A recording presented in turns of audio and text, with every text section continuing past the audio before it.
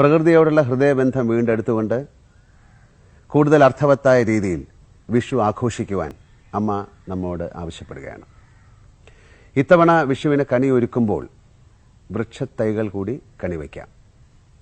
പച്ചക്കറിയുടെയോ വൃക്ഷത്തിൻ്റെയോ തൈകൾ കൂടി കൈനീട്ടത്തോടൊപ്പം പ്രിയപ്പെട്ടവർക്ക് സമ്മാനിക്കാം.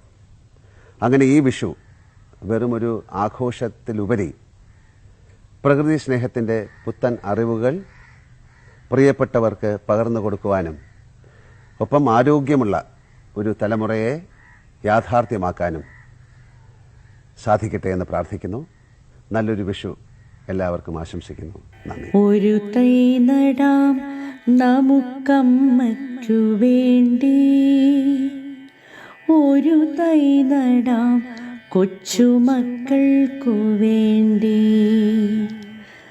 ഒരു തൈ നടാം 100 കിളികൾക്കു വേണ്ടി, ഒരു തൈ നടാം നല്ല നാളേക്കു വേണ്ടി.